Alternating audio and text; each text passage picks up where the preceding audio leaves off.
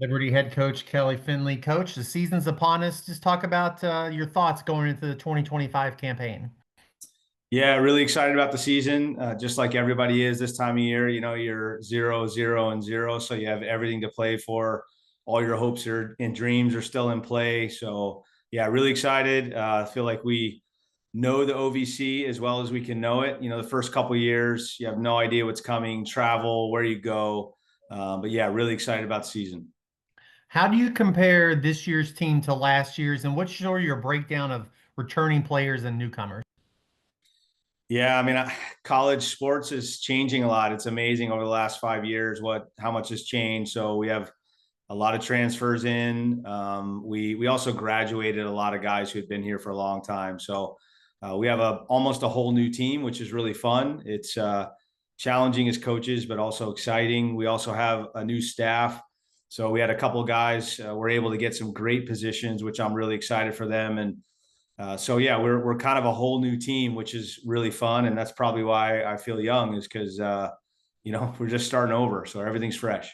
How long does it take a team to bond? Like bond when you have that many newcomers, obviously you want by the first game, like let's go, let's be ready, but it's a learning process. Like, is it weeks? Is it months? Does it never end, I guess, during the season?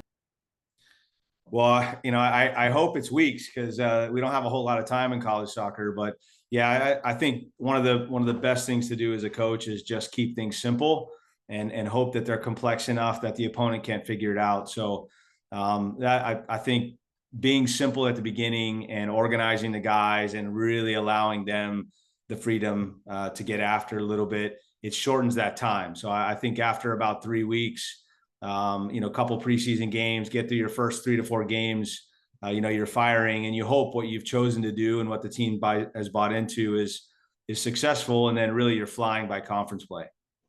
Is there a strength of the team right now in mid-August? Maybe that strength will change and you'll have a different strength later, but right now, what do you think it is?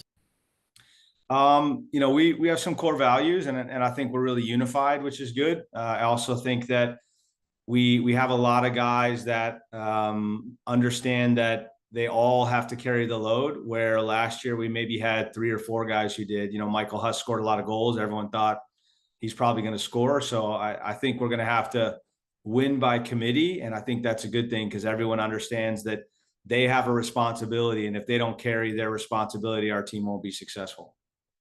Since there's a lot of newcomers, any like you have a couple players you could highlight that maybe fans should be on the lookout for this year?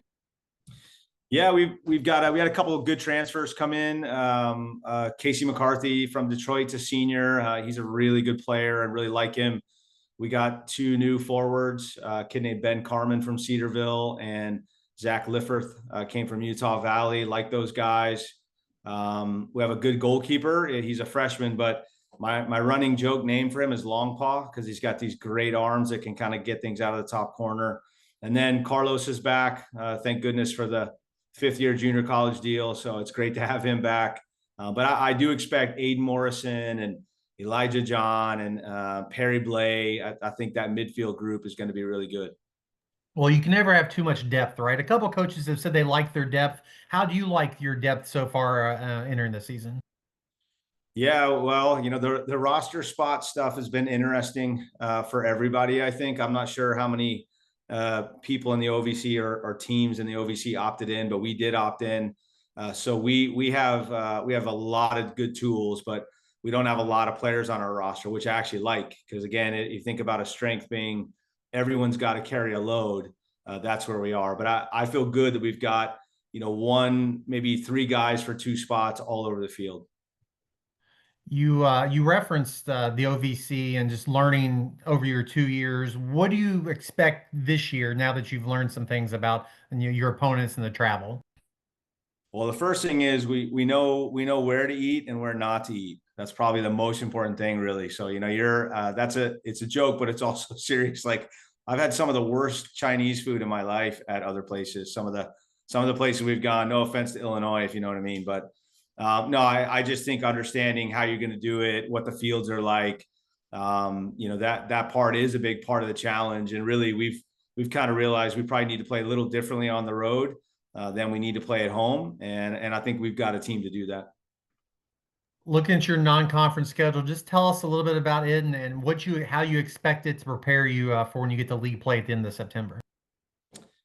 Yeah, we tried to build it where we didn't have many overnights just because the travel with the OVC for us is so daunting, honestly. I mean, I think last year we had a 12-day road trip.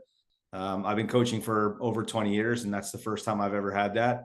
So most of ours are out and back, but yeah, we have the usual suspects. I mean, being located Virginia and North Carolina. I mean, there's like 26 Division I schools within region, so we can go out and back. But yeah, I mean, some highlighted games are obviously got 3 games in a row that'll prepare us really well to see where our holes are right before conference play, and that's JMU, UNCG, and Wake Forest. Those will be great challenges, of course, and then we have the conference. Sort of playing off the question I asked you earlier about your strength, but what is the most important thing that your team can do? We're mid-August right now to the 1st of November. What's the most important thing they can do to put yourself in contention to win a title?